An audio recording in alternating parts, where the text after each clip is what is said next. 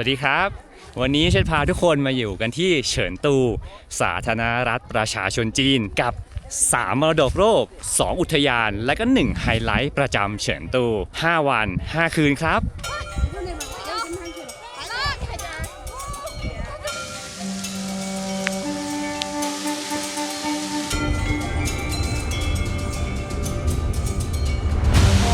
นี่พาแม่เที่ยวที่แม่ไม่ได้มาด้วย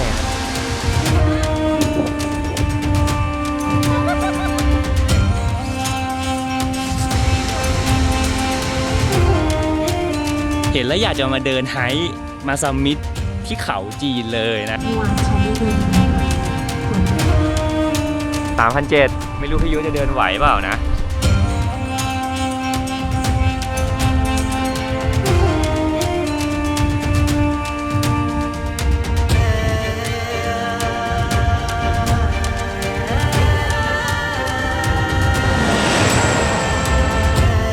มีอาการปวดหัว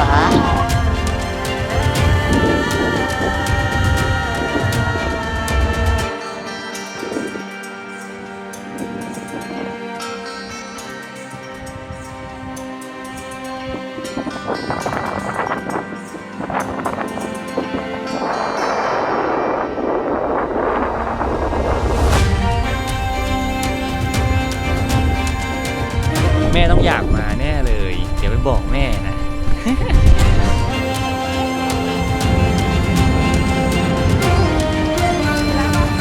จุดการค้าสำคัญมากบนเส้นทางสายใหม่คิดยังไงก็คิดไม่ออกว่ามันจะมีวัดอยู่ตรงนี้ได้วัยรุ่นคนจีนชอบมากิน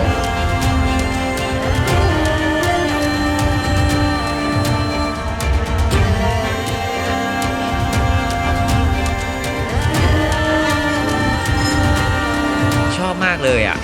ชอบมากับทัวร์มากเลยครับเพราะว่าเรื่องกินนี้แหละแล้วเราต้องพาแม่มารอบที่2หรือเปล่านะครับก็เดี๋ยวติดตามกันสวัสดีนะครับเช่นมาถึงที่เฉิงตูตั้งแต่เมื่อคืนแล้วนะก็นับเป็นคืนแรกไปแล้วก็วันนี้เนี่ยก็จะเป็นวันแรกที่เราจะเริ่มเที่ยวในเฉิงตูกันนะฮะโดยวันแรกนะครับเราจะไปเที่ยวกันที่อุทยานปี้เหิงโกเป็นอุทยานของการท่องเที่ยวในระดับ 4A นะครับเขาบอกว่ามันมีน้ำตกที่กลายเป็นน้ำแข็งด้วยนะเฮ้ย Amazing นะก็เดี๋ยวเราไปดูกันนะครับตอนนี้เราอยู่ที่เฉิงตูใช่ไหมฮะเดี๋ยวเราจะนั่งรถยาวๆเลยครับจากเฉิงตูไปอุทยานปี้เหิงโกเนี่ย4 ชั่วโมงนะเมื่อยตูดแน่นะครับแต่ว่าเพื่อนๆเห็นอากาศไหมฮะเฉิงตูต้อนรับเราด้วยฝนนะครับเพราะว่าหน้านี้เนี่ยมันเป็นหน้าที่เป็นผ่านระหว่างหน้าหนาวนะครับทำให้อากาศที่นี่เนี่ยค่อนข้างจะแปรปรวนบนเขานะครับที่ดูมานะมันจะมีทั้งหิมะแล้วก็ฝนแบบนี้แหละครับตกเตรียมตัวกันให้ดีนะครับใครพร้อมแล้วนะครับก็ไปเที่ยวพร้อมกันได้เลยครับกับวันแรกของเราวันนี้นั่งรถยาวๆครับถ้าใครคิดว่ารู้จักเมืองจีนดีแล้วสีชวนอาจจะเป็นที่ทำให้ทุกคนต้องคิดทบทวนอีกครั้งไม่ใช่จีนแบบที่เร่งรีบเหมือนมหานครใหญ่ๆแต่เป็นจีนที่เชื่องช้าในแบบที่เราไม่คุ้นชินสีชวนหรือเสฉวนตั้งอยู่ตอนกลางของสาธารณรัฐประชาชนจีนแอ่งกระทะขนาดใหญ่ที่ถูกล้อมรอบด้วยภูเขาสูงเสียดฟ้าตรงกลางเป็นพื้นที่อันอุดมสมบูรณ์แต่เมื่อเดินทางออกไปเพียงไม่กี่ชั่วโมงเท่านั้นเราจะเจอกับโลกอีกใบภูเขาหิมะที่ราบสูงและวัฒนธรรมแบบทิเบตวัฒนธรรมของที่นี่โดดเด่นมาด้วยรสชาติและสถานที่ศักดิ์สิทธิ์มากมายตัวอย่างเช่นพระพุทธรูปเร่อซานที่กำลังยืนมองแม่น้ำหมิ่นเจียงมานานนับพันปีและทุกการเดินทางในเสฉวนเริ่มต้นขึ้นที่นี่เฉิงตูเมืองหลวงขนาดใหญ่ของมณฑลซึ่งใหญ่ไม่แพ้4 มหานครหลักของประเทศจีนแม้แต่น้อยเมื่อคืนเราพักกันที่ Holiday Inn Express เฉิงตูอยู่ใกล้สนามบินและไม่ต้องเสียเวลาเข้าออกเมืองเพราะว่าเราจะนั่งรถออกจากเฉิงตูไปทางตะวันตกเฉียงเหนือสู่เมืองตูจีเยี่ยนบันไดขั้นแรกประตูแห่งขุนเขาทั้งหมดของมณฑลนี้ หลังจากผ่านเมืองตูจิงเยี่ยนมาภูมิประเทศจะเปลี่ยนไปโดยแบบสิ้นเชิงซึ่งเราก็จะเห็นว่าเราวิ่งอยู่ท่ามกลางภูเขาสูงแบบไม่ทันตั้งตัว ก่อนที่เราจะเข้าภูเขาสูงไปลึกมากกว่านี้ ต้องขอแวะเติมพลังและความอบอุ่นให้กับร่างกายกันก่อน มื้อแรกในเสฉวนถูกเสิร์ฟขึ้นโต๊ะแล้วครับ สีสันที่สดใสและดูร้อนแรงเป็นเอกลักษณ์อย่างมาก แม้จะถูกปรับลดความร้อนแรงลงบ้าง เพื่อให้ถูกกับปากคนไทยอย่างเราๆแล้วก็ตาม แต่เชษก็ยังอดเสียดายไม่ได้ ที่อยากจะกินรสชาติแบบแท้ๆดั้งเดิม หลายคนบอกว่าอาหารจีนกินยากไม่อร่อย แต่เชษไม่คิดอย่างนั้นครับ มากี่ครั้งก็ฟาดหมด โดยเฉพาะอาหารเสฉวนและก็ยุนนานถือเป็นอาหารที่ถูกปากเชษมากที่สุด แต่ถ้ากินเยอะๆมันก็เลี่ยนได้นะครับเพราะว่ามันมัน อากาศที่ ครั้งนี้นะครับเชษไม่ได้มาเที่ยวเองนะแต่มากับทัวร์เนื่องจากเป็นทริปแบบปุ๊บปั๊บช่วงสงกรานต์ที่ผ่านมา และจริงๆแล้วทริปนี้เนี่ยเชษต้องพาแม่มาด้วยนะแต่สุดท้ายแม่ก็ติดธุระมาไม่ได้นะครับ เลยมากับพี่สาวเพียงแค่2 คนเท่านั้น และในวิดีโอนี้ทุกคนก็จะได้เห็นถึงข้อดีและก็ข้อเสียของการมาเที่ยวกับทัวร์ในประเทศจีน นะคะมี10หลอดและ ที่ไม่พูดไม่ได้เลยสำหรับการมาเที่ยวในพื้นที่ราบสูงเกินกว่า 3,500 เมตรเหนือระดับน้ำทะเล ซึ่งเป็นอะไรที่สำคัญมากๆ หากอยู่ในระดับนี้นานๆ อาจจะทำให้ใครหลายๆ คนเกิดอาการแพ้ความสูง หรือ AMS ได้ง่ายๆ อาการคือวิงเวียนศีรษะ ปวดหัวแบบตุบๆ อาหารไม่ย่อย ไม่อยากอาหาร ท้องเสีย และอาจถึงขั้นอาเจียนได้ครับ เช่นแนะนำทุกครั้งกันเลยนะ และครั้งนี้ก็อยากจะแนะนำอีกรอบว่า ถ้าใครมาเที่ยวพื้นที่สูงในประเทศจีนแบบนี้ให้เตรียมตัวกันอย่างนี้ครับ 1. ออกกำลังกายฝึกปอดเยอะๆ เมื่อรู้ว่าเราจะต้องเดินทางขึ้นที่สูง เพื่อให้ร่างกายคุ้นชิน 2. กินยาไดอะม็อกซ์ตามแพทย์แนะนำหรือยาสมุนไพรจีนหงจินเทียน ตั้งแต่ก่อนเดินทาง ใครมีเวลาให้พักปรับตัวบนระดับความสูง 2,500 จนถึง 3,100 เมตรก่อนสัก 1-2 วันครับ 4. ดื่มน้ำเยอะๆระหว่างอยู่บนที่สูง และ 5. หากใครมีอาการแพ้ความสูงแล้ว แนะนำให้รีบหาห้องน้ำถ่ายออกหรืออาเจียนออกทันทีชีวิตจะดีขึ้นมาก อย่าฝืนนะครับ และถ้าใครรู้สึกว่าไม่ไหวจริงๆ ให้รีบลงจากระดับความสูงนั้นทันทีปี้เผิงโกตั้งอยู่ในอำเภอหลี่เขตปกครองตนเองชนชาติทิเบตเชียงอาป้าทางตะวันตกของเสฉวน ระยะทางจากเฉิงตูประมาณ 200 กิโลเมตรนะครับเรามาถึงหน้าอุทยานปี้เผิงโกแล้วนะเมื่อเช้าเนี่ยเราออกมา 7:30 นะครับตอนนี้ประมาณบ่ายโมงและนี่ครับก็หน้าอุทยานนะปี้เผิงโกเดี๋ยวเรารอเข้าอุทยานด้านในกัน เดิมที่นี่เป็นพื้นที่ภูเขาห่างไกลก่อนถูกพัฒนาเป็นแหล่งท่องเที่ยวเชิงธรรมชาติในช่วงไม่กี่ทศวรรษที่ผ่านมาปัจจุบันเน้นการท่องเที่ยวเชิงอนุรักษ์คล้ายจิ๋วใจโกแต่จะมีคนน้อยกว่าเงียบกว่าและก็ใกล้กว่าความสูงโดยประมาณตั้งแต่ 2,000 จนถึง 4,500 เมตรเหนือระดับน้ำทะเลสภาพอากาศมีสภาพอากาศหนาวเย็นตลอดทั้งปีแม้ในฤดูร้อนก็ตามฤดูไฮไลท์คือฤดูใบไม้เปลี่ยนสีช่วงตุลาจนถึงพฤศจิกายนหิมะจะมีช่วงธันวาจนถึงมีนาคมและช่วงนี้บนอุทยานจะเต็มไปด้วยสีขาวทั้งหุบเขาเลยครับ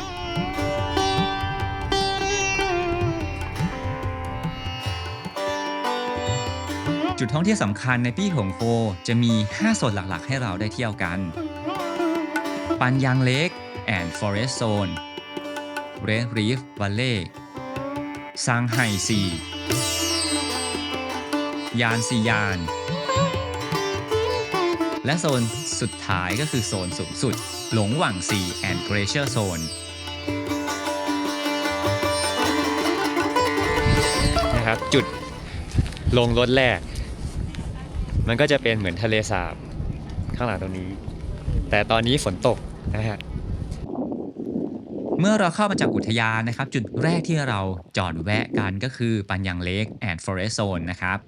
ก็คือโซนทะเลสาบถ้าแดดออกจัดๆนะเราจะได้เห็นทะเลสาบแห่งนี้เนี่ยเป็นสีน้ำเงินตัดกับทิวเขาสูงด้านหลังสีขาวครับเราสามารถเดินไปตามทางเดินระเบียงไม้ได้เส้นทางเนี่ยก็จะผ่านแล้วก็เรียบตามทะเลสาบนี้ไปโดยระหว่างทางก็จะมีวิวและก็มุมถ่ายรูปที่เปลี่ยนไปเรื่อยๆ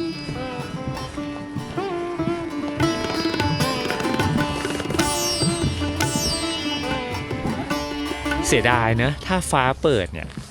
มันน่าจะเหมือนสวิสเลยนะแล้วถ้ามาช่วงใบไม้เปลี่ยนสีนะครับก็น่าจะสวยกว่านี้เยอะแต่ก็ทำไงได้นะเรามาช่วงเทศกาลสงกรานต์วันหยุดบ้านเรานะครับก็ถือว่ามาพักผ่อนจริงๆมันก็สวยนะฟ้าเปิดอีกนิดนึงเนี่ยโอ้โหดีเลย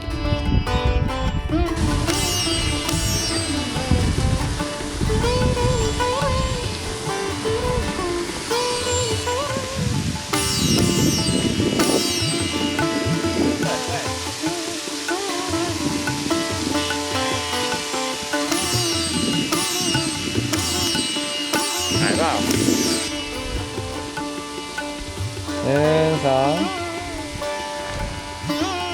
2ปกติหน้าหนาตรงนี้เขาให้มาเที่ยวป่ะครับ อ่า ปิดปะ มาได้ทั้งปีค่ะ อ๋อเขาเปิดเนาะถ้าช่วงธันวามกรานี้ก็หิมะหมด และใช่ครับ ในฤดูหนาวเนี่ยเส้นทางเดินกลางทะเลสาบตรงนี้ก็จะเต็มไปด้วยหิมะขาวโพลนไปหมด จะให้บรรยากาศเหมือนหลุดไปอยู่ในโลกของเทพนิยายได้เลยครับ เพราะฉะนั้นใครอยากเห็นภาพในเทพนิยายก็มาช่วงหิมะนะครับ เราจะเดินตามเส้นทางนี้ไปเรื่อยๆเพื่อไปขึ้นรถบัสในจุดถัดไปกัน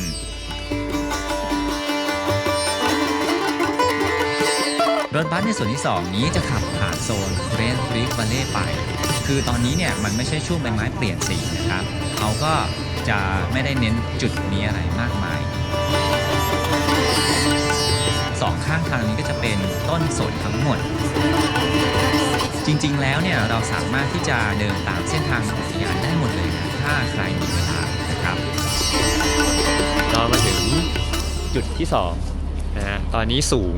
3,600 เมตรแล้วเดี๋ยวเรายังไม่สุดนะเดี๋ยวเราขึ้นไปข้างบนต่อด้านหลังเห็นไหมครับหิมะตกเบาๆนะเดี๋ยวเราไปดูข้างบนกันว่าตกหนักกว่านี้หรือเปล่าทริปนี้เป็นทริปพาแม่เที่ยวที่แม่ไม่ได้มาด้วยนะฮะ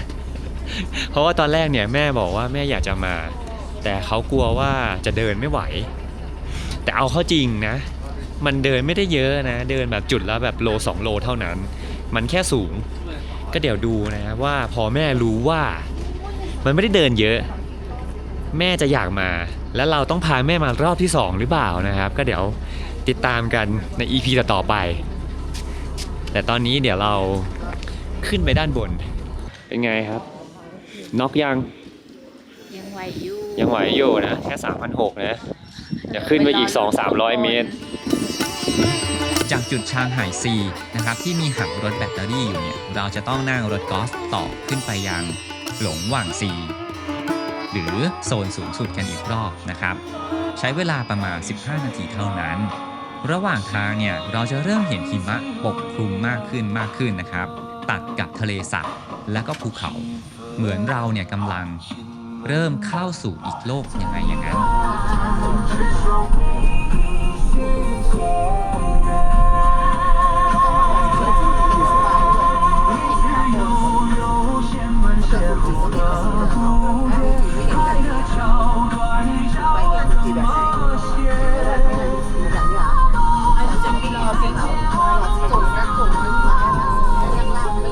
3,700 ยังไหวไหมคงเคงนิด ไหวเปล่านิดแต่ก็ยังไหว ปากเริ่มแล้วนะปากเริ่มม่วงแล้วนะครับใครปากม่วงนี่คือเริ่มมีอาการแล้วนะฮะให้ระวังตัวเองกันดีๆค่อยเดินใช่อันนี้เช่นยังโอเคนะ 3,700 เราผ่านกันมาหลายรอบแล้วนะครับเดี๋ยวเราเดินขึ้นไปข้างบนแล้วไม่รู้พี่ยุจะเดินไหวเปล่านะไม่ไหวก็พี่ยุนั่งรออยู่ข้างล่างนะเดี๋ยวเชิดพาเพื่อนๆเดินขึ้นไปบนจุดชมวิวข้างบนครับตรงนี้นะครับมันคือน้ำตกที่บอกว่ามันกลายเป็นน้ำแข็งนะครับแต่พอขึ้นมาแล้วไหนน้ำแข็งวะมันไม่กลายเป็นน้ำแข็งแล้วนะมันละลายหมดแล้วนะครับเราเดินไปข้างบนกันตรงนี้ก็จะมีสัญลักษณ์แพะภูเขาใช่ ถ่ายไหมนะ ที่ทุกคนเห็นเนี่ยน่าจะเป็นทะเลสาบหลงหวังไห่ครับ แดดออก ทั้งหมดนี้เลยนะบริเวณตรงนี้เนี่ยมีความสูงอยู่ที่ 3,700 ถึง 3,800 เมตร เราก็ต้องค่อยๆเดิน ถ้าใครเหนื่อยเนี่ยก็แนะนำให้นั่งพักก่อนอย่ารีบครับ ถ้าใครรีบเกินไปเนี่ยก็อาจจะเกิด ALS ได้เร็วกว่าปกติได้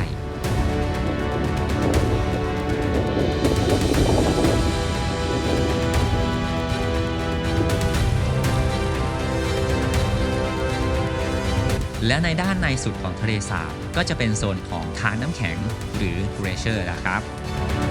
นี่มันเดินไปนู้นได้หมดเลย แล้วก็เดินล่ะทางนู้นได้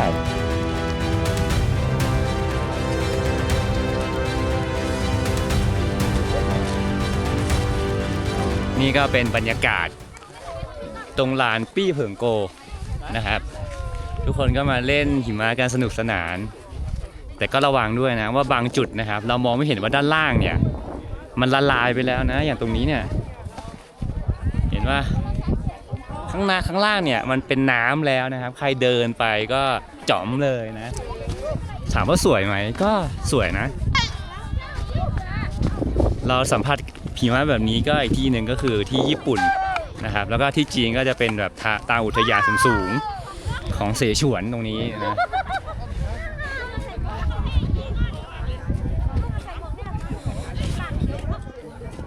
เดินก็ค่อยๆเดิน แม่ต้องอยากมาแน่เลย เพราะว่ามันเดินไม่ได้เยอะนะเมื่อกี้ก็เดินมาแค่แบบ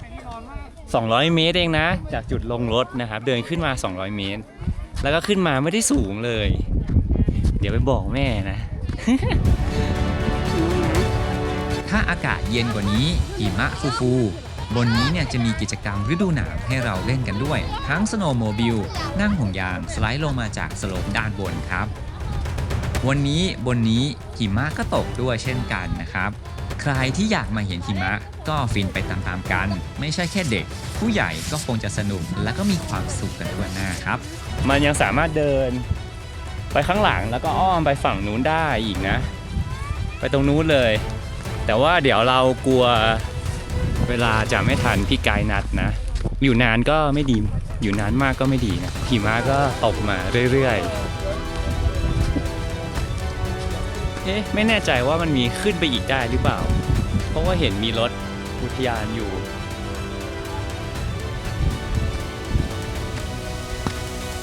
ใครรู้ก็มาบอกเช่นหน่อยนะครับ พอดีเรามากับทัวร์เขาก็ไม่ได้แจ้งเรานะว่าจริงๆแล้วเนี่ยมันขึ้นไปได้ต่ออีกหรือเปล่า เพราะว่าพี่ไกด์เขานัดว่าเราเดินมาจุดนี้แล้วก็เดินลงเลย ใครสงสัยว่าเชษติดอะไรที่จมูก ไอตัวนี้นะครับมันเป็นตัวที่ช่วยติดไปแล้วเนี่ยมันขยายโพรงจมูกของเรา เช่นเนี่ยมีปัญหาเรื่องโพรงจมูกมันตีบนะ ตัวนี้ก็ช่วยได้นะครับเวลาเราขึ้นที่สูงเนี่ยทำให้เราหายใจได้คล่องมากขึ้น ก็สูดออกซิเจนได้มากขึ้นนะก็เป็นอีกหนึ่งเคล็ดลับนะครับหรือเวลาเราไปออกกำลังกายนะถ้าเราใส่ตัวนี้นะครับมันก็จะขยายโพรงจมูกเราก็สูดออกซิเจนเข้าไปทำให้เหนื่อยน้อยลง เราใช้เวลาเดินเล่นกันบนนี้ไม่นานมาก เนื่องจากเรามากับทัวร์เลยมีเวลาค่อนข้างที่จะจำกัด คือถ้าเรามาเที่ยวกันเองเชษคงจะพาทุกคนขึ้นลงรถทุกจุดในอุทยาน แล้วก็ใช้เวลาเก็บภาพ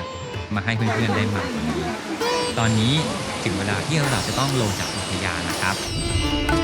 ขานั่งรถกอล์ฟกลับเนี่ยเราได้นั่งข้างหลังนะเลยได้เห็นภาพสวยๆฟินๆของระหว่างทางมาฝากเพื่อนๆกันครับ แม้หิมะจะตกหนักขึ้น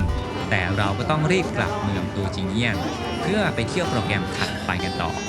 เย็นนี้เนี่ยเราจะแวะถ่ายรูปคู่กับหอสมุดแวะกินข้าว แล้วก็แวะไฮไลท์ของเมืองตูจิงเยี่ยนกันอีกครับ เมืองตูจิงเยี่ยนเป็นเมืองที่ควบคุมน้ำและก็เปลี่ยนประวัติศาสตร์ของจีน ตั้งอยู่ห่างจากเฉิงตูประมาณ 60 กิโลเมตร อยู่บริเวณรอยต่อระหว่างแอ่งเสฉวน และก็เทือกเขาทางตะวันตก ใกล้ที่ราบสูงทิเบต เมืองนี้ก็จะเป็นจุดที่น้ำจากภูเขาเนี่ยไหลลงสู่ที่ราบ และก็เป็นเหตุผลนะครับที่เมืองนี้เนี่ยสำคัญมาตั้งแต่โบราณ จุ จุดประสงค์ของการสร้างเมืองนี้ก็คือ 1. แก้ปัญหาน้ำท่วมจากแม่น้ำหมิงเจียง และก็กระจายน้ำเพื่อการเกษตรกรรม อายุกว่า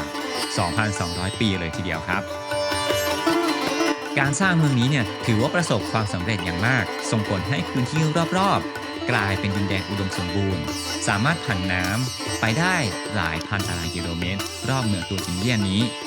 และได้รับการยกย่องและขึ้นทะเบียนเป็นมรดกโลกยูเนสโกในปี 2000 ครับ ไฮไลท์ในเมืองตูจิงเยี่ยนนะครับจะมีหลายที่ด้วยกัน แต่ช่างน่าเสียดายที่เราจะแวะเที่ยวจุดสำคัญของเมืองได้แค่ที่สะพานหนานเฉียว และถนนคนเดินเมืองโบราณเท่านั้น นี่ก็อาจจะเป็นอีกหนึ่งข้อจำกัดกับการมาเที่ยวกับทัวร์นั่นเอง ก่อนที่เราจะไปกินข้าวเย็น เราแวะชมห้องสมุดจงซูเก๋อเป็นร้านหนังสือที่มีชื่อเสียงในประเทศจีน ซึ่งเป็นที่รู้จักในการออกแบบที่สวยงาม และก็มีเอกลักษณ์เฉพาะตัวในแต่ละสาขาด้วย มีการใช้กระจกเงาและก็แสงไฟเพื่อสร้างภาพลวงตา ให้ดูเหมือนว่าเรากำลังอยู่ในโลกของแฟนตาซี และเป็นจุดถ่ายรูปยอดนิยมสำหรับนักท่องเที่ยวและก็นักอ่านมากมาย สาขาที่เมืองตูจิงเยี่ยนเป็นสาขาที่มีชื่อเสียงสร้างขึ้นในปี 2020 โดยจำลองสถาปัตยกรรมท้องถิ่นเกี่ยวกับระบบชลประทานโบราณ และแทรกสัญลักษณ์ของเมืองแพนด้าและก็ป่าไผ่เอาไว้ สอดคล้องกับความเป็นมาของเฉิงตูเอาไว้ด้วยกัน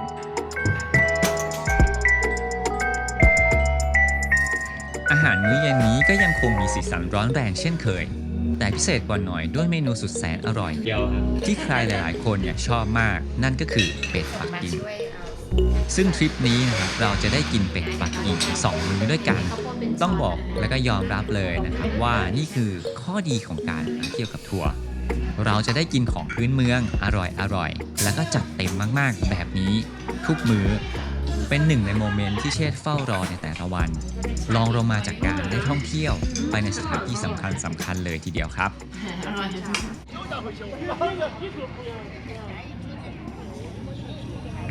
โปรแกรมสุดท้ายของวันที่แสนยาวนาน ที่นี่คือสะพานหนานเฉียว บริเวณรอบสะพานนี้จะประดับไปด้วยไฟสีเขียว แต่ที่ทุกคนเห็นเป็นสีฟ้าใช่ไหมครับ มันก็แปลกดีนะ ยอมรับเลยครับว่าคนจีนเนี่ยขี้เล่นเอามาก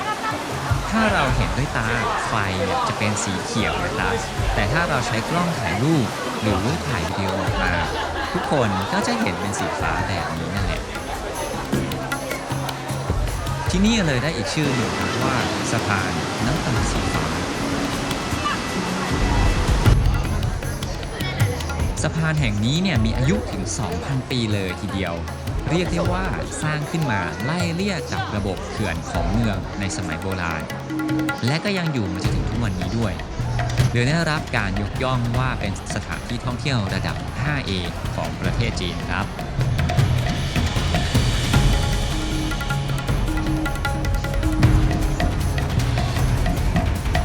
ไม่ไกลจากสะพานหนานเฉียวก็จะเป็นถนนคนเดินเมืองโบราณนั่นเอง มีร้านขายของกินขนมของฝากเสื้อผ้ากระจายตัวอยู่หลายร้านเต็มถนนเส้นนี้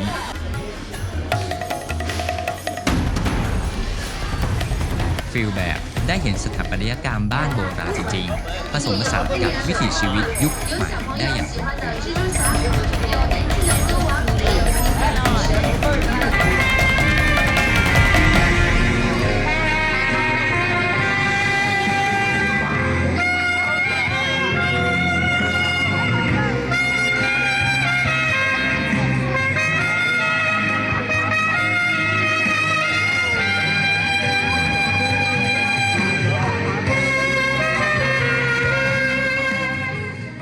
สวัสดีเช้าวันที่2นะครับก็วันนี้นะเดี๋ยวเราจะไปอีก1อุทยานไฮไลท์ประจำเฉิงตูครับก็คือสีดารุณีวันนี้เนี่ยเราออกเช้านิดนึงนะเราออกจากโรงแรมนะครับ7 โมงเช้านะเดี๋ยวเราไปดูกันว่าเราจะไปถึงที่นู่นกี่โมงเพราะว่าเมื่อวานครับไกด์บอกว่าหิมะเนี่ยตกหนักนะรถเนี่ยอาจจะเดินทางลำบากนิดนึงเพราะว่า ถนนมันอาจจะลื่นนะครับแล้วเขาก็จะมีการปิดถนนเพื่อเคลียร์หิมะตอนนี้เนี่ยเราอยู่ที่เมืองตูจินเยียงนะครับจากตรงนี้เนี่ยไปถึงสีดารุณีเนี่ยมันน่าจะใช้เวลาประมาณ 3-3 ชั่วโมงครึ่งตอนนี้ก็ทำทุกอย่างเสร็จเรียบร้อยแล้วนะกินข้าวเช้าเสร็จแล้วเดี๋ยวเรารอทุกๆคนนะครับพร้อมกันขึ้นรถแล้วเดี๋ยวเราไปกันเมื่อวานทุกคนก็จะเห็นนะฮะที่ปี้เหิงโกนะครับหิมะตกฟ้าไม่เปิดนะแต่ก็จะได้อีกบรรยากาศหนึ่งนะครับวันนี้ที่สีดารุณีข้างบนเนี่ยถ้าเราขึ้นไปถึงนะคิดว่าน่าจะเหมือนปี้เหิงโกเมื่อวาน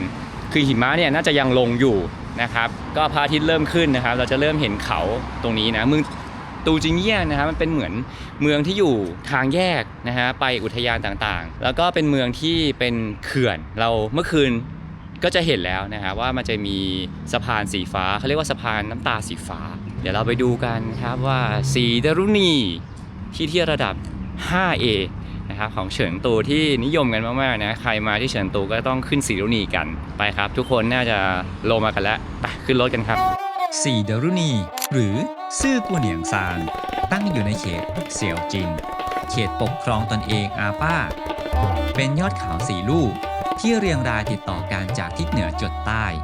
ระยะทาง 3.5 กิโลเมตรโดยมีความสูงเหนือระดับน้ำทะเลแบ่งเป็น 6,250 5,664 5,454 และ 5,355 เมตร ตามลำดับบนยอดเขาทั้ง 4 จะมีหิมะปกคลุมตลอดทั้งปีทำให้ดูเหมือนหัวที่คลุมด้วยผ้าสีขาวของหญิงสาว 4 คน เป็นที่มาของชื่อภูเขาสีดารุณีนามว่าต้ากูเหนียงซานกูเหนียงซานซานกูเหนียงซานและซื่อกูเหนียงซานครับในอุทยานสีดารุณีนี้จะประกอบไปด้วย3หุบเขาด้วยกัน 1. ชวงเสียววาเล่ 2. ฉางหิงฟาเล่และไห่จือวาเล่โดยมีความสูงตั้งแต่ 3,000 จนถึง 4,200 เมตรเหนือระดับน้ำทะเลแนะนำให้เที่ยว 1-2 วันถึงจะเก็บครบทั้ง3ภูเขา ซึ่งวันนี้เราจะไปกันแค่เส้นชวงเสียวโกนี้เท่านั้น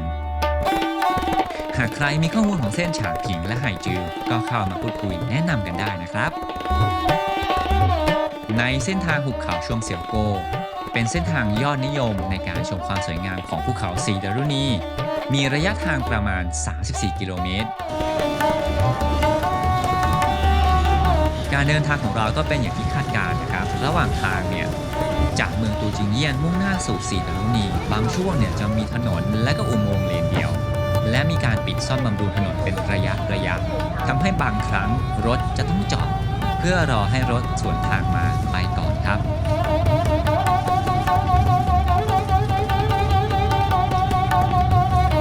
เราหลับตื่นรัดเลาะคดเคี้ยวตามทางขึ้นเขาในหมอกหนาสักพักใหญ่ๆข้างทางเนี่ยก็เริ่มจะมีผงแป้งสีขาวกระจายตัวตาม2ข้างทางให้เห็นกันแล้ว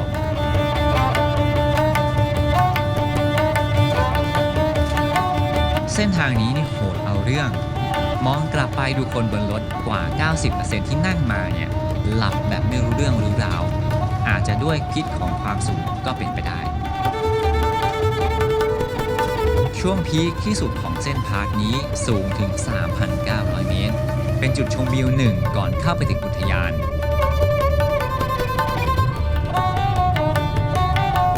ใครที่รู้สึกทรมานกับพาสที่ผ่านมา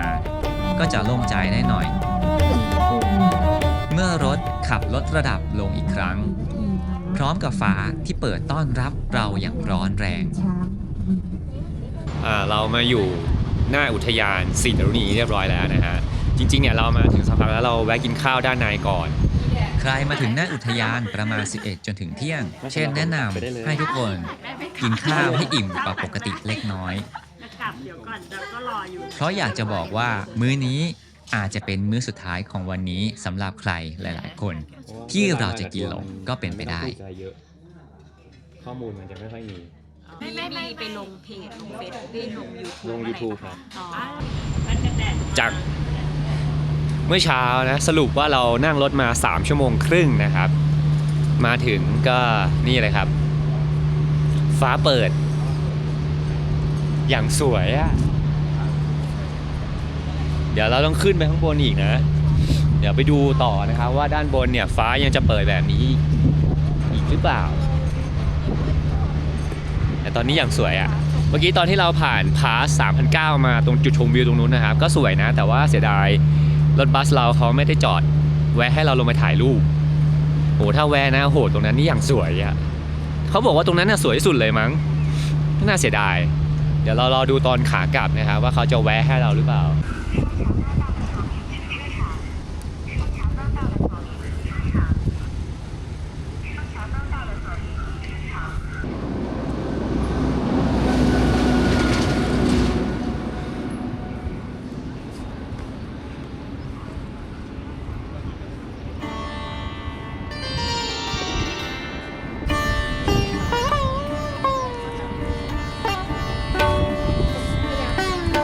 วันนี้เราจะเที่ยวกันแค่เส้นหุบเขาชวงเสียวโก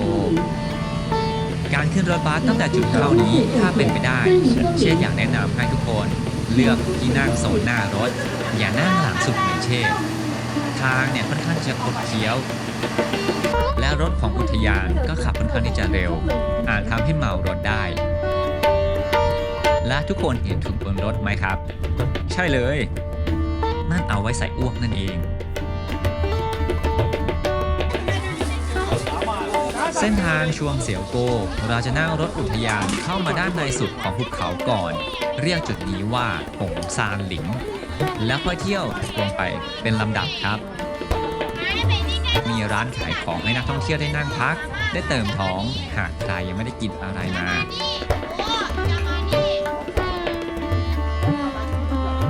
หรือถ้าใครเดินไม่ไหว ก็จะนั่งรอบริเวณนี้ได้ เรามาถึงจุดแรกในอุทยานแล้วนะฮะจุดนี้เนี่ยจะเป็นจุดที่สูงที่สุดในอุทยานสีดารุณีนะตอนนี้สูง 3,850-60 เมตรนะครับคือจุดนี้เนี่ยเราจะยังเห็นหิมะเหลืออยู่บ้างนะแล้วเดี๋ยววิธีการเดินเที่ยวคือเราจะเดินเที่ยวเลาะลงไปเรื่อยๆนะครับคือจุดนี้เนี่ยจะสูงสุดแล้วก็จะเห็นวิวยอดเขาใกล้สุดแล้วด้านหลังของเราเนี่ยก็คือสีดารุณีนะมันจะมี4ยอดนะครับ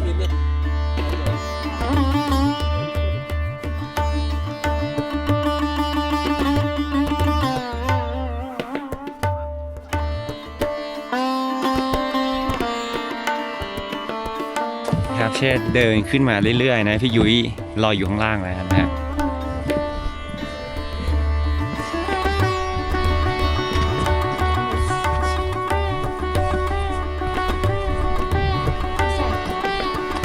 วิวเขาล้อมรอบเลยฟ้าเปิดเล็กๆนะว้าวสวยอากาศที่สีดารุณีวันนี้บนนี้เนี่ยไม่ค่อยหนาวนะ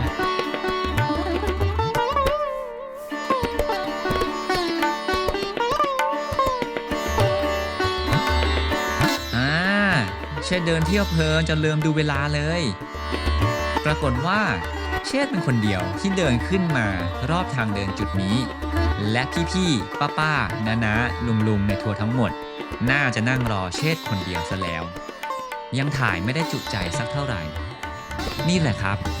การมากับทัวร์ก็ต้องทำใจ ใครชอบถ่ายรูปชอบถ่ายวิดีโอก็มักจะเป็นคนสุดท้ายของบัสเสมอแอบเมาส์ให้ฟังว่าเชษแอบตั้งใจเล็กๆนะครับเพราะรู้มาว่าจุดหงซานหลิงเนี้ยเนี่ยจะมีหิมะเยอะที่สุดและก็สวยที่สุดของเส้นนี้แล้วถ้าเราลงจากจุดนี้ไปก็จะมีความสวยน้อยลง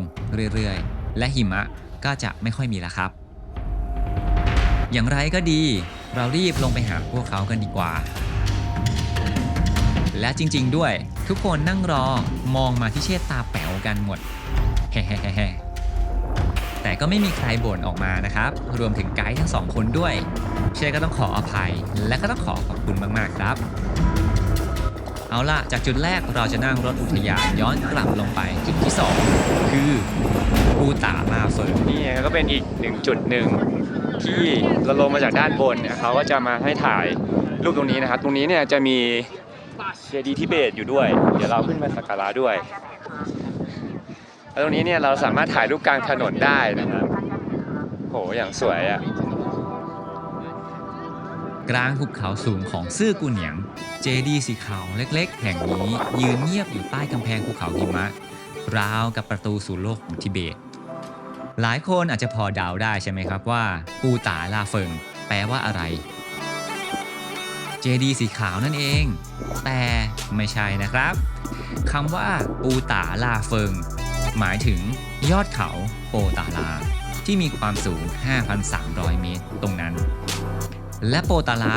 ก็มาจากพระราชวังโปตาลาในราซาของทิเบตนั่นเอง โดยภูมิประเทศในจุดนี้เนี่ยจะคล้ายกับบรรยากาศของทิเบตเอามากๆ เขาก็เลยตั้งไปตามแบบนั้น เจดีย์สีขาวที่ทุกคนเห็นเป็นสถูปแบบพุทธวัชรยานทิเบต สร้างเพื่อเป็นสิริมงคลเอาไว้สักการะภูเขาศักดิ์สิทธิ์สื่อถึงวิญญาณผู้ปกปักรักษาภูเขาแห่งนี้ ลักษณะเด่นจะมีสีขาวล้วนฐานสี่เหลี่ยมยอดสีทอง ตั้งอยู่บนลานโล่งกลางหุบเขา เป็นหนึ่งในซิกเนเจอร์ช็อตของช่วงเสี่ยวโกแห่งนี้ครับ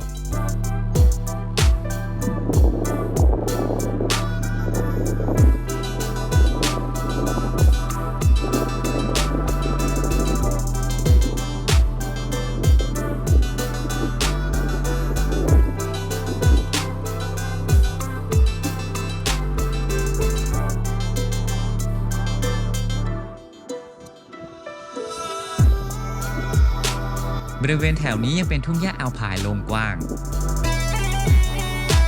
หลายคนเนี่ยก็มักจะมาถ่ายรูปคู่กับทุ่งหญ้าแห่งนี้ ที่มันตัดขัดกับยอดภูเขาหิมะด้านหลัง เป็นอีกภาพที่สวยงามที่มักจะได้เห็นในเขตของทิเบตเท่านั้น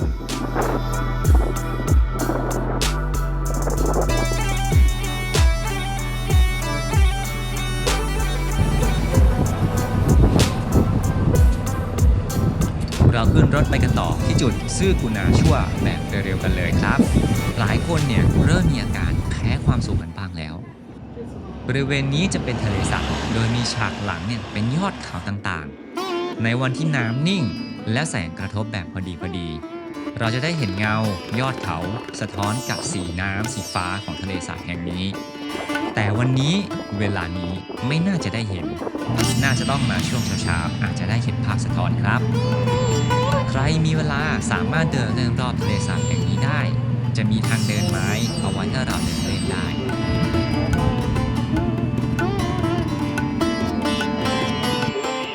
และใครดูถึงตรงนี้หลายคนคงสังเกตได้ว่าแม้แต่เชษเองกลับพูดน้อยลงผิดปกติ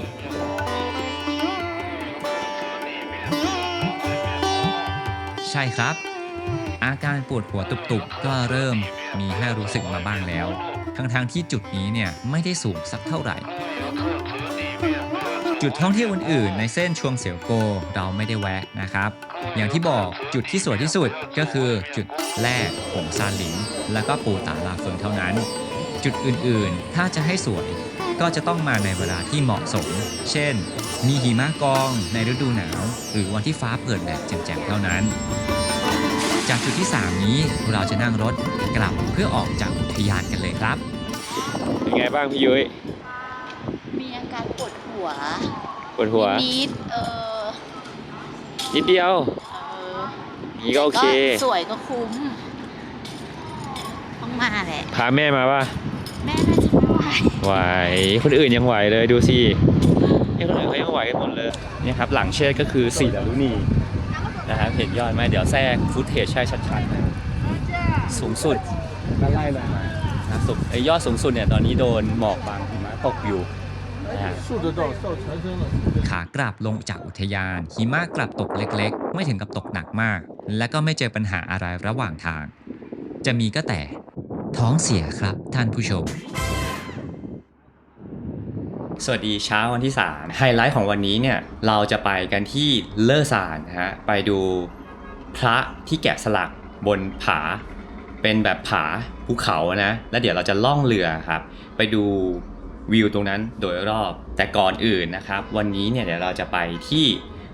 จุดเช็คอินประจ ตูจิงเยี่ยนก็คือตรงที่มีแพนด้าเซลฟี่ตอนนี้ก็มีเวลามาพูดคุยกับเพื่อนๆกันตอนนี้ยังอยู่ที่โรงแรมอยู่นะครับเดี๋ยววันนี้เนี่ยเราจะออกสายนิดนึง9 โมงค่อยออกแต่ดูวิวที่เมืองตูจิงเยี่ยนที่โรงแรมที่เราอยู่สิครับจะเห็นไหมครับว่าด้านหลังเนี่ยมันเป็นแบบเชิงเขาแล้วนะ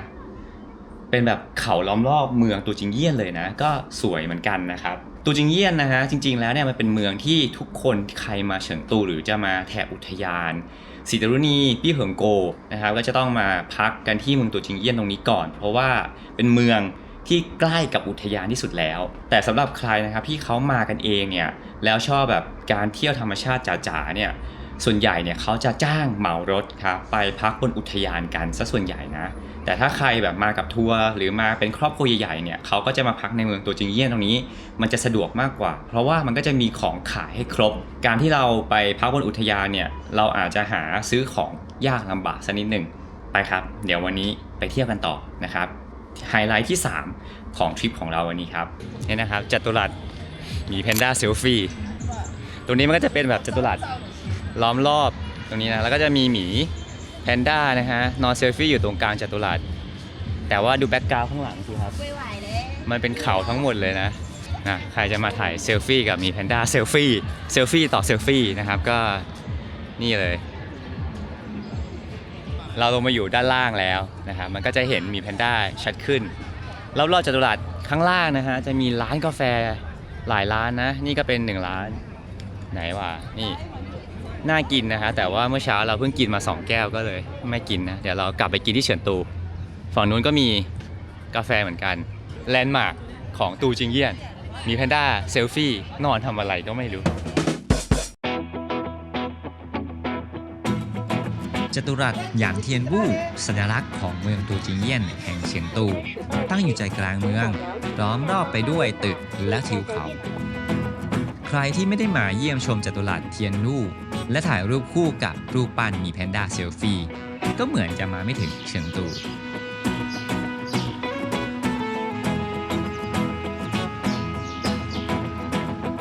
บายบายน้องหมีแพนด้า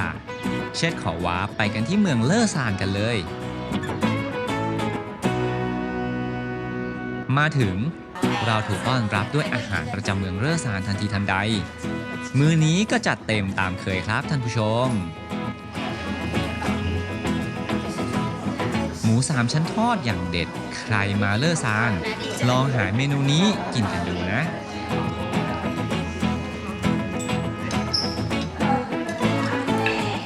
เลอซานเมืองแห่งพระพุทธรูปยักษ์จุดกำเนิดพระพุทธศาสนาในจีนตะวันตกตั้งอยู่จุดบรรจบของ3 แม่น้ำแม่น้ำหมินเจียนแม่น้ำต้าตู้แม่น้ำชิงอี้มีความสำคัญมาตั้งแต่ยุคราชวงศ์ฮั่นและรุ่งเรืองมากในยุคราชวงศ์ถังเพราะเป็นประตูสู่ภูเขาเอ้อเหมยซึ่งเป็นศูนย์กลางพระพุทธศาสนาแห่งหนึ่งของจีนตอนนี้เรามาอยู่ที่เมืองเลอซานเรียบร้อยแล้วนะครับเมืองเลอซานนะครับเป็นเมืองแห่งพระพุทธศาสนาที่เก่าแก่และมีประวัติศาสตร์ยาวนานกว่า 3,000 ปีเลยที่นี่เนี่ยก็จะมีทั้งวัดแล้วก็สถาปัตยกรรมสมัยเก่าของประเทศจีนเนี่ยกระจายตัวอยู่ในเมืองนี้เนี่ยกว่า100 แห่งนะครับดังนั้นเนี่ยถ้าใครชื่นชอบเกี่ยวกับศาสนาพุทธนะแล้วอยากจะมาเที่ยวแบบการทำบุญไหว้พระนะครับเมืองเลอซานก็จะเป็นอีกเมืองหนึ่งที่คนส่วนใหญ่ก็จะมากันเพื่อกราบสักการะจริงๆที่เลอซานครับก็จะมีวัดต่างๆสถานที่ท่องเที่ยวเกี่ยวกับศาสนาพุทธเนี่ยอยู่หลายที่นะครับแต่ว่าวันนี้เนี่ยเดี๋ยวเราจะมาแค่ที่เดียวก็คือพระใหญ่เลอซานทุกคนก็จะเคยเห็นอยู่ในรูปนะที่เป็นพระแกะสลักหินเดี๋ยวเราเข้าไปเที่ยวกันแต่ตอนนี้ฝนตกลงมาแล้วนะฮะนี่ก็แปลกนะเวลาเช่นเห็นรูปเนาะพระใหญ่เลอซานหรือเห็นในรีวิวหรือ YouTube อะไรก็แล้วแต่นะครับใครมาเที่ยวที่พระใหญ่เลอซานเนี่ยกว่า 70% นะฝนต้องตกก็ไม่รู้ทำไมก็แปลกดีเหมือนกันเดี๋ยวเราเข้าไปเอาตั๋วด้านในก่อนแล้วเดี๋ยวเราจะเดินเข้าไปตรงที่ขึ้นเรือกันดูบรรยากาศนะครับเราอยู่ตรงโซนเมืองข้างในนะไม่มีคนเลยแต่พอเข้ามาในโซนของที่เราจะเข้าไปเที่ยวพระใหญ่เนี่ยคนอย่างเยอะนี่มีด้านในอีกนะครับแต่ตรงนี้เป็นแค่จุดที่นั่งรอทางเข้าเท่านั้นนะด้านในเมื่อกี้เห็นนะคนแบบเยอะมากใคร รมาเองนะครับที่เลอซานเนี่ยเหมือนรูทชมเรือเนี่ยมันจะมี2เส้นก็คือเส้นนี้กับเส้นนี้ ตอนนี้เราอยู่ตรงนี้คิดว่าเดี๋ยวเราคงบอร์ดเรือตรงโซนเส้นนี้นะครับที่นี่เนี่ยเราสามารถที่จะเดินเข้าไปเที่ยวเป็นไฮค์เที่ยวชมพระใหญ่ได้นะใครอยากจะมาเดินก็มาเดินกันได้ฮะแต่วันนี้เราจะขึ้นเรือนะครับ นอกจากพระใหญ่เลอซานแล้ว ที่เมืองนี้ยังมีวัดเก่าแก่และก็เมืองเก่าในบรรยากาศโบราณให้เราเที่ยวชมกันด้วย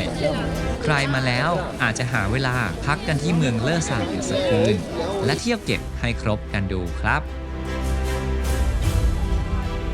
การเที่ยวชมพระเลอซานจะมี 2 ทางคือ เดินและล่องเรือ หากเลือกเดินเราจะได้ใกล้ชิดกับพระใหญ่และได้ชมถ้ำที่มีพระพุทธรูปต่างๆมากมายแต่ข้อเสียคือเราต้องเดินไกลและก็ใช้เวลานานยิ่งไปกว่านั้นจะเป็นการเดินขึ้นลงเขาไปมาและจากประสบการณ์ที่เช่นไปเดินเที่ยวพระใหญ่หลวงเมืองที่ซีอานมาทำให้เช่รู้ว่ามันจะต้องใช้เวลาเกือบครึ่งค่อนวันเป็นอย่างน้อยแน่ๆถ้าเราเลือกที่จะมาเดินเองอย่างไรก็ดีถ้าเช่นมาเองอาจจะเลือกเดินเพื่อจะได้ซึมซับวัฒนธรรมให้เต็มที่แต่รอบนี้เรามาสบายนะแน่นอนครับเราจะล่องเรือแทนการล่องเรือชมเกาะเลอซานจะใช้เวลาล่องเรือแค่ 25-30 นาทีเท่านั้นแต่เราจะต้องต่อคิวเพื่อรอขึ้นเรือหลักชั่วโมงจนถึงหลายชั่วโมงกันเลยทีเดียว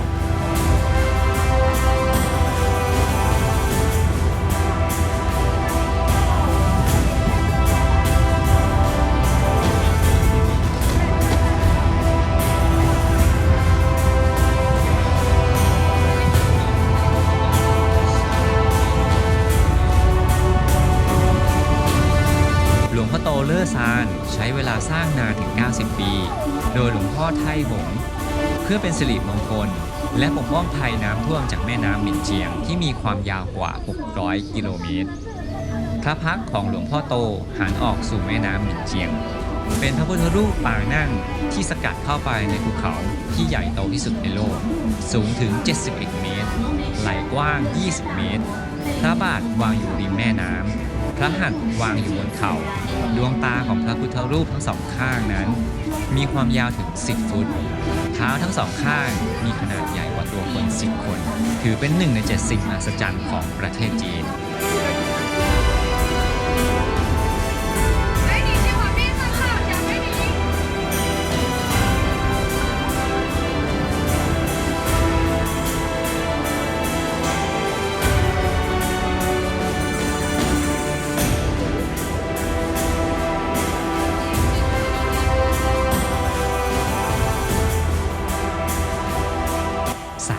สาธุ สาธุ มื้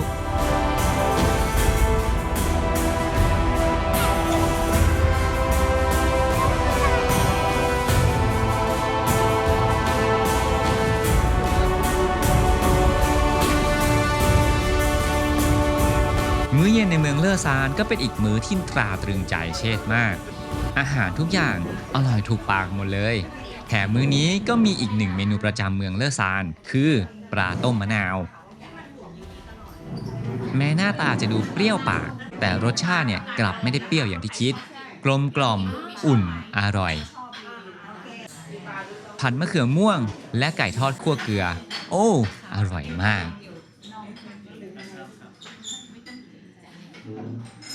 สวัสดีครับเช้าวันนี้นะฮะเรามาแวะเที่ยวกันที่เมืองโบราณห่วงหลงสี่ตรงนี้เนี่ยมันก็เป็นเมืองโบราณที่อยู่ระหว่างทางจากเมืองตูจิงเยี่ยนที่เราอยู่เมื่อวานนะครับกับเฉินตูเดี๋ยวสุดท้ายวันนี้เดี๋ยวเราจะกลับไปที่เฉินตูกันแล้วนะครับเมืองโบราณตรงนี้มันเคยเป็นจุดการค้าที่สำคัญมากจุดหนึ่งบนเส้นทางสายใหม่ของประเทศจีนนะครับเขาก็เลยมีการอนุรักษ์เมืองโบราณตรงนี้เอาไว้จวบจนถึงทุกวันนี้เมืองนี้เนี่ยยังได้ชื่อเป็นไข่มุกแห่งแม่น้ำ ฉีชุยอีกด้วยนะครับเดี๋ยวเราก็เข้าไปดูด้านในกันนะครับว่าเมืองโบราณตรงนี้เนี่ยมันจะเป็นยังไงแต่ตรงนี้เนี่ยคือเขาก็อนุรักษ์สถาปัตยกรรม แล้วก็โครงสร้างของตลาดโบราณ เป็นเหมือนการค้าโบราณเอาไว้ให้เราเห็นในปัจจุบันนะครับไปเดี๋ยวเราไปหาจุดที่น่าสนใจของเมืองนี้กัน เพราะว่าน้ำตกมันอยู่ตรงโน้น เมืองโบราณหวงหลงซีตั้งอยู่ทางตะวันตกเฉียงใต้ของเมืองเฉิงตู เป็นเมืองโบราณที่มีประวัติศาสตร์ยาวนานกว่า 1,700 ปี เมืองนี้เคยเป็นศูนย์กลางการค้าที่สำคัญบนเส้นทางสายไหม และได้รับการขนานนามว่าเป็นไข่มุกแห่งแม่น้ำฉีชุย เมืองโบราณหวงหลงซีมีชื่อเสียงโด่งดังจากถนนโบราณ สถาปัตยกรรมโบราณ วัดวาอาราม และทิวทัศน์ที่สวยงาม ถนนของเมืองโบราณปูด้วยหินก้อนเล็กใหญ่ เรียงรายไปด้วยร้านค้าแผงรอยที่ขายของที่ระลึก อาหารพื้นเมือง และงานฝีมือท้องถิ่น สถาปัตยกรรมโบราณของเมืองได้รับการอนุรักษ์ไว้เป็นอย่างดี โดยมีบ้านเรือนสไตล์ราชวงศ์ชิง วัดโบราณ และศาลเจ้า วัดที่โด่งดังที่สุดในเมืองโบราณหวงหลงซีคือ วัดกู่หลง วัดเจียง และวัดเซียวหยิน วัดเหล่านี้ล้วนมีประวัติศาสตร์ยาวนานหลายร้อยปี และเป็นที่ประดิษฐานพระพุทธรูปและรูปปั้นทางศาสนาที่สำคัญมากมาย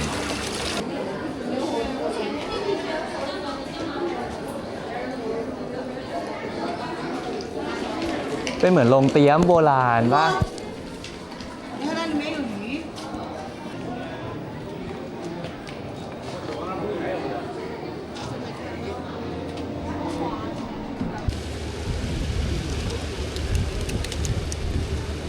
เรายังสามารถนั่งเรือชมเมืองโบราณแห่งนี้ได้อีกด้วย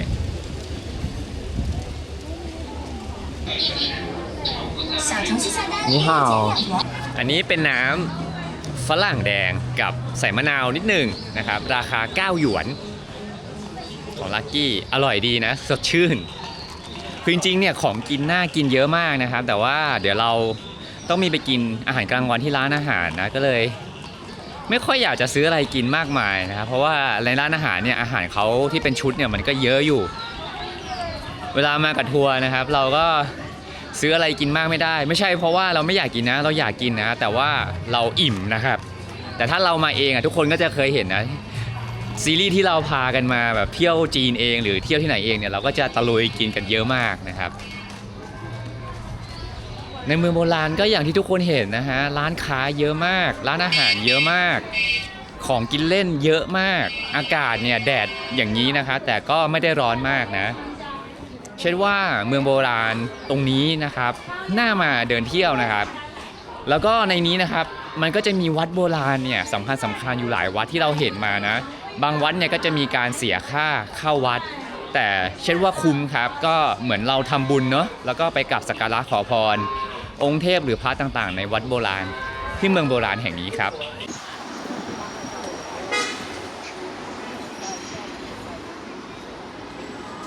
ตอนนี้เชษมาถึงซอยกว้างซอยแคบประจำเมืองเฉิงตูที่โด่งดังแล้วนะครับพอมาถึงเนี่ยคนโคตรเยอะเลยครับในเมืองเฉิงตูตั้งแต่เราเข้าเมืองมานะรถเนี่ยโอ้โหแบบติดสุดๆคือเมืองใหญ่มากนะไม่คิดว่าเฉิงตูเมืองจะใหญ่ขนาดนี้ตอนนี้เดี๋ยวเรารอทุกคนก่อนนะครับแล้วเดี๋ยวเราจะเดินเข้าไปเดินด้านในกันซอยกว้างแล้วก็ซอยแคบครับ ถนนขวานจ๋ายเป็นอีกหนึ่งที่เที่ยวที่มีเสน่ห์ของเมืองเฉิงตูแบ่งออกเป็น2 โซนหลักๆซอยกว้างหรูหราและสะดวกสบายกว้างใหญ่รถยนต์สามารถวิ่งผ่านได้มีร้านอาหารร้านคาเฟ่ที่เน้นความหรูหราและมีสไตล์คล้ายกับถนนเยาวราชบ้านเราซอยแคบเดินเล่นในสไตล์ย้อนยุคเป็นถนนคนเดินที่มีบรรยากาศโบราณผสมผสานกับความทันสมัยมีร้านคาเฟ่ร้านขายของที่ระลึกผับบาร์ร้านขายงานศิลปะต่างๆคล้ายย่านเจริญกรุงบ้านเราครับ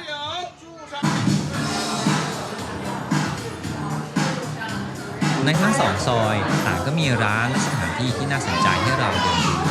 อย่างเช่นที่ทำให้สนใจเลยก็มีร้านช็อกโกแลตร้านนี้มีกิมมิคเอาช็อกโกแลตมาทำเป็นการ์ตูนน่ารักเพื่อให้คนเนี่ยเดินเข้ามาถ่ายรูปและก็เลือกซื้อช็อกโกแลต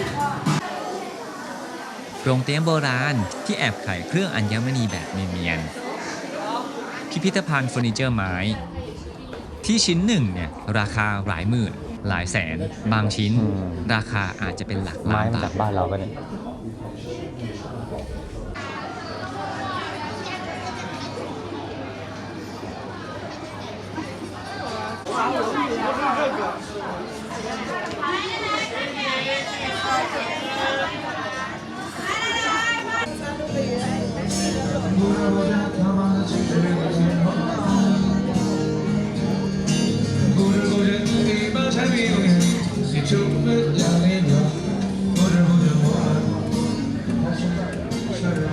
และเนื่องจากไม่ได้เป็นขาช้อปปิ้ง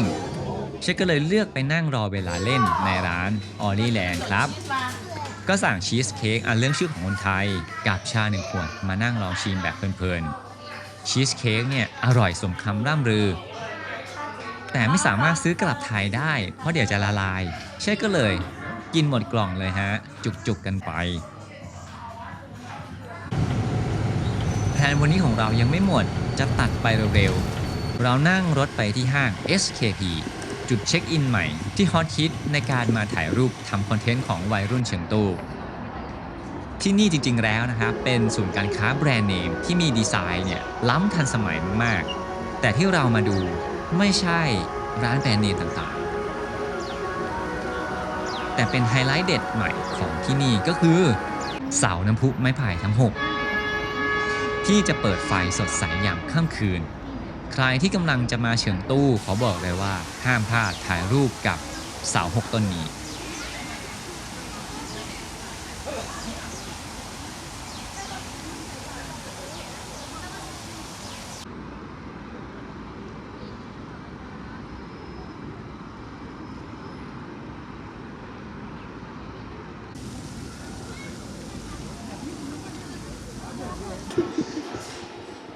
เรามาถึงวันสุดท้ายในเฉิงตูกันแล้วนะครับ วันนี้จะเป็นวันแห่งการช้อปปิ้งซึ่งก็ไม่ใช่ไทป์ของเชษสักเท่าไหร่ แต่ทำยังไงได้ ก็ต้องทำใจเดินเล่นไปเพลินๆฮะเช้านี้เรามาเช็คอินกันที่ตงเจียวจีอีย่านช้อปปิ้งสุดชิคของวัยรุ่นเฉิงตูเต็มไปด้วยร้านแฟชั่นเก๋ๆให้เราได้เดินช้อปปิ้งตลอดทั้งถนนมีร้านอาหารร้านกาแฟพร้อมมุมถ่ายรูปแบบชิคๆเยอะแยะเต็มไปหมดเรียกได้ว่าจะหันไปตรงไหนก็ถ่ายรูปออกมาได้สวยๆเก๋ๆหมดเลย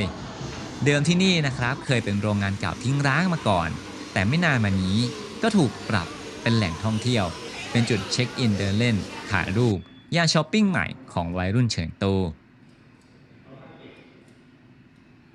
มื้อสุดท้ายที่เรารอคอยมาถึงแล้วเป็ดปักกิ่งร้านดังในเฉิงตูร้านนี้เชฟจะมาหั่นเป็ดให้เราดูที่โต๊ะกันสดๆแบบนี้เลย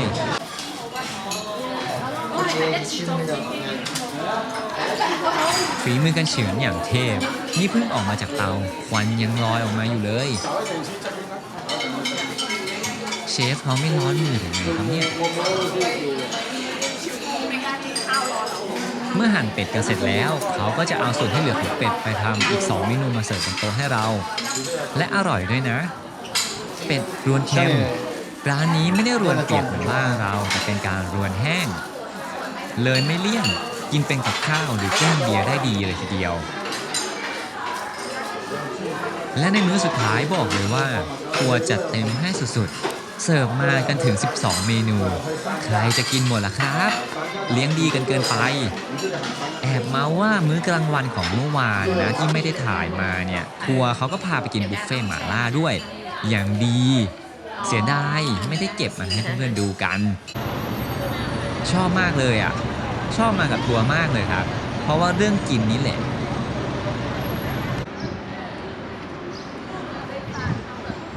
ที่สุดท้ายที่ทัวร์จะปล่อยให้เราเดินช้อปปิ้งก็คือถนนคนเดินชุนสีลู่แห่งเฉิงตูแต่พี่ไกด์บอกว่าเรามีเวลาค่อนข้างจะเยอะนะครับวันนี้เลยจะเพิ่มโปรแกรมให้น่ารักมากเราจะไปทำบุญกันสักหน่อยที่วัดต้าฉือวัดนี้เป็นวัดเก่าแก่ซ่อนตัวอยู่ใจกลางย่านท่องเที่ยวตั้งอยู่ในย่านไทกูหลี่ติดกับถนนชุนสีลู่เลย ตอนเดินมาคิดยังไงก็คิดไม่ออกว่ามันจะมีวัดอยู่ตรงนี้ได้ เพราะว่ารอบๆนะครับเต็มไปด้วยร้านแบรนด์เนมและก็คาเฟ่หรูๆทั้งนั้น แต่พอเดินลึกเข้ามาหน่อยก็จะเจอกับตัววัด และพอเราเดินเข้าไปในวัด กลับให้ความรู้สึกที่สงบขัดกับสิ่งก่อสร้างโดยรอบ ที่นี่นะครับเป็นวัดสำคัญทางประวัติศาสตร์ เพราะเคยเป็นสถานที่ที่พระถังซัมจั๋งมาจำพรรษา ผู้คนเนี่ยนิยมมาไหว้ขอพรเรื่องโชคลาภความสุข อายุยืน โดยด้านหน้าวัดจะมีตัวอักษรจีนสำคัญ 3 ตัว 1. สิ่งปรารถนา โชคลาภและอายุยืน ไฮไลท์ที่ห้ามพลาดคือการรูปตัวอักษรทั้ง 3 ตัวนี้ เชื่อกันว่าจะช่วยส่งเสริมสิริมงคลให้กับชีวิต ภายในวัดค่อนข้างที่จะใหญ่ มีเทพเจ้าหลากหลายองค์ให้เราเนี่ยกราบสักการะบูชากัน เรียกได้ว่ามาวัดเดียวก็ไหว้ขอพรได้ครบ แถมไม่ได้ไกลจากแหล่งช้อปปิ้ง เป็นอีกวัดที่ใครมาเดินถนนคนเดินซูซีลู่แล้วก็ห้ามพลาดวัดต้าฉือนี้เด็ดขาดนะครับ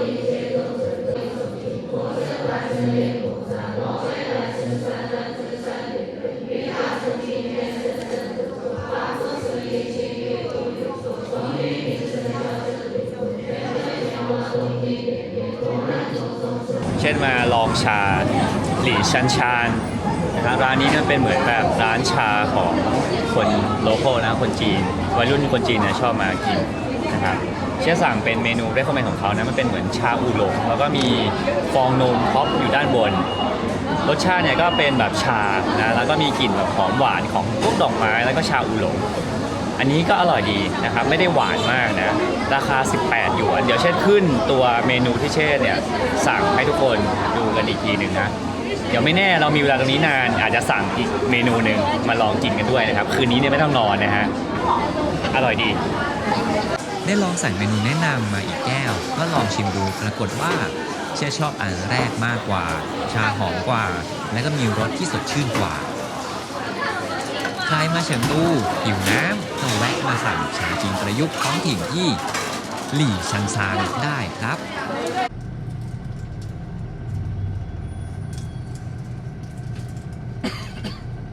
ถนนคนเดินซุนซีรู่หรือ Walking Street แห่งเสฉวน เป็นย่านช้อปปิ้งทันสมัยชื่อดังของที่นี่ เทียบกับสยามสแควร์เมืองไทย มีร้านขายสินค้ามากมาย ตั้งแต่สินค้าแบรนด์เนมไปจนถึงสินค้าท้องถิ่นของจีน ทั้งเสื้อผ้ารองเท้าเครื่องสำอางเครื่องดื่มอาหารการกิน รวมถึงยังมีห้างสรรพสินค้าขนาดใหญ่ ชื่อดังให้เหล่าช้อปปิ้งได้เดินเลือกซื้อสินค้าตามใจชอบกันอย่างเพลิดเพลิน ใครชอบอาร์ตทอยก็ไปร้านดังอย่างป๊อปมาร์ทใครชอบออกกำลังกายก็ไปร้านแอนตาหรือบรีนิงส่วนเชษเข้าทุกร้าน แต่ก็ไม่ซื้อสักร้านครับผม จบแล้วครับเฉิงตูรอบนี้ เฉิงตูครั้งหน้าคงต้องตามไปเก็บจิ๋วใจโกหวงหลง และอาจจะไปไกลจนถึงย่าติง อีกดินแดนในฝันกันสักครั้ง แล้วพบกันใหม่ สวัสดีครับ